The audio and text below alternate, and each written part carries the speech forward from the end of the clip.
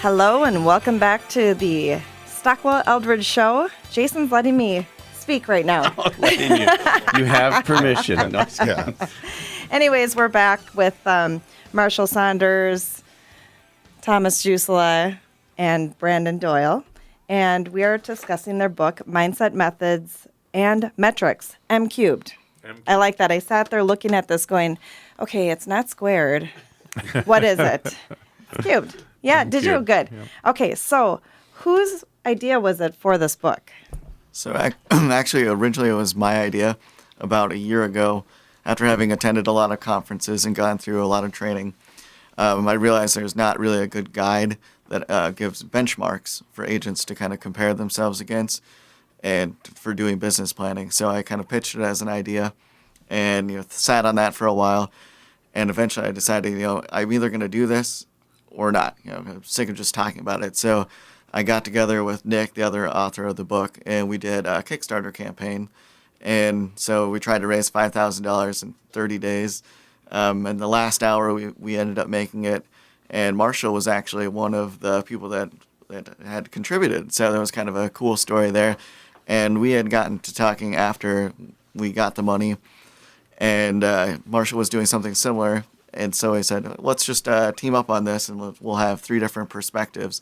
And so that's kind of what we did. We worked together with a consultant and an editor to merge the 3 viewpoints, I guess, into what we have.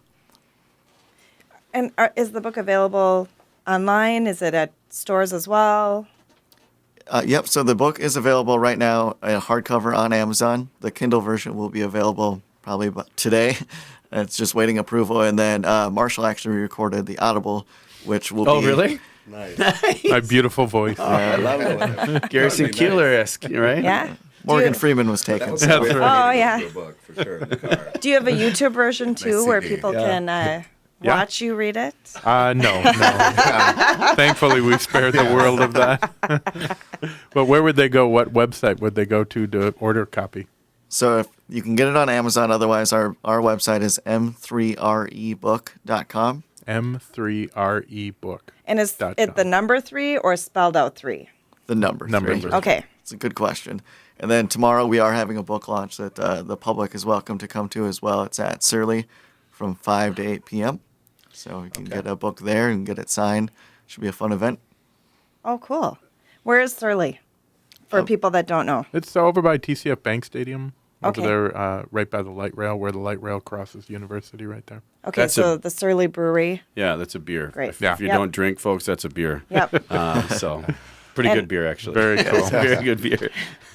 I'm not a beer drinker, so I do not know. But I do know what Surly is, but some people may not. So we want to make sure Yep. that we get as many people down there as we can.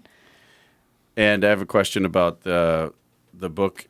So, and kudos to that. I mean, writing a book is one of those things that I don't know how many people, maybe you listening, say, oh, I'm going to write a book, or I want to write a book one day, and they actually do it. I mean, how's the process of that? Just out of curiosity. I mean, Wow. you got to raise the money, cool. but then, yeah, how is it? Is it really that difficult, or is it something like boom, you just?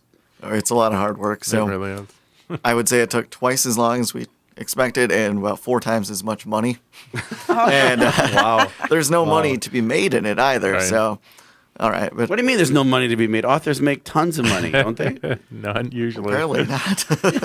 And this whole thing wouldn't have happened if Brandon hadn't been the taskmaster of this whole thing. He got the whole thing going, and he kind of kept us on all of our schedules and did a really good job. He pulled it all together. So And so the book is targeted towards realtors, right? I mean, Yep, obviously, real but- estate agents. right. Okay. Beginners, intermediate, experienced, everybody. Because you talked about business planning after going to conferences. There hasn't been it's still something that it's been 12 years, yeah, struggle with all the time. It's something that we're just, like Marshall said, realtors go out, show houses, do all these things, but business planning isn't necessarily in my Right. repertoire, Well, and it's an ever-changing market. I mean, we have to constantly adapt to all of the different changes because 12 years ago, the way we sold real estate is completely different now. Yep. And 24 years ago, think about what that was like. So I think it's good to be able to adapt. And imagine any other business running without a business plan. Yeah. You know, like no other successful business runs that way.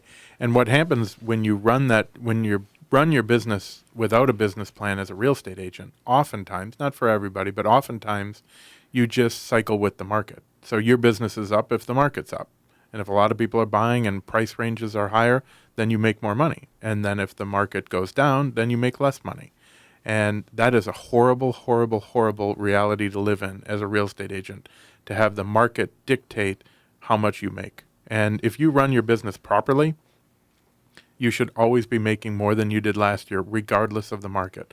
I can point to several real estate agents that we've worked with over the last 10, 15 years, where every single year they make slightly more than they did the year before. 10, 15, 20%, but still solid numbers.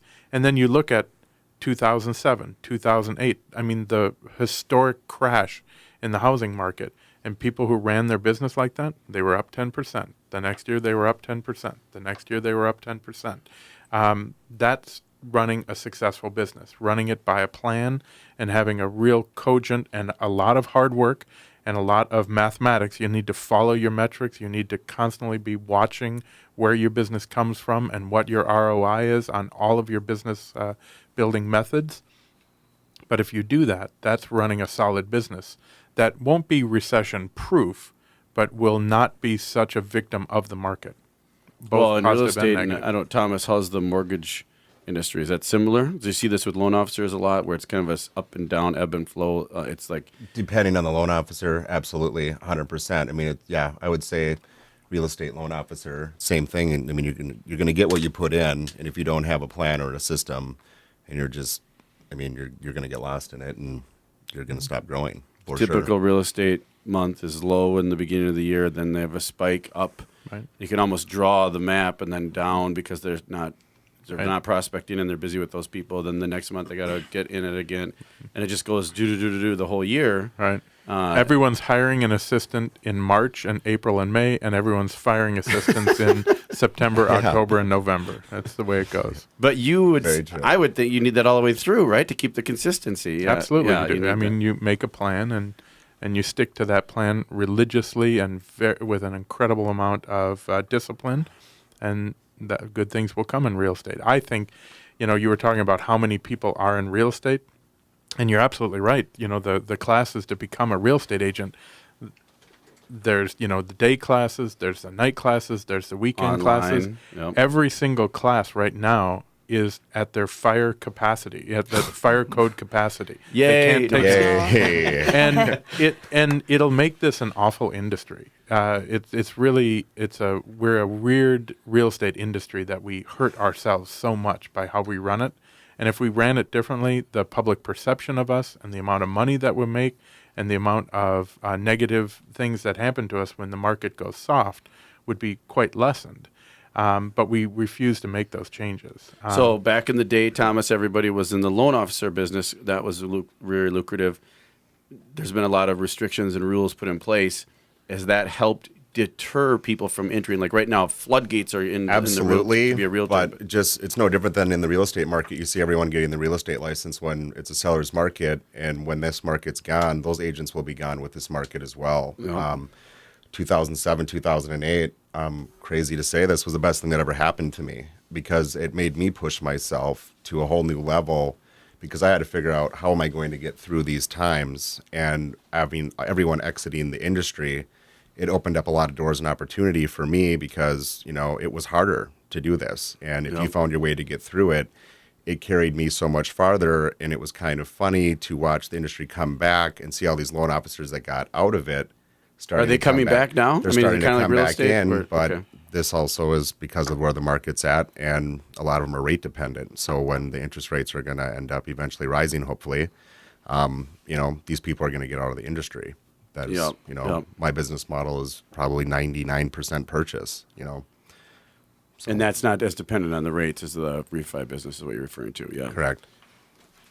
And what's interesting too is that with all these new agents entering the business, there's 87% failure rate for the first 2 years. So 87? 87%. Wow. That's a NAR stat. And, Wow. so all these bartenders and servers, and I have nothing against them. They're great people. They're really good at, the service industry. And I see that they're attracted to real estate because, what like they see people. on TV, Yeah. it's flashy, but it's not sustainable.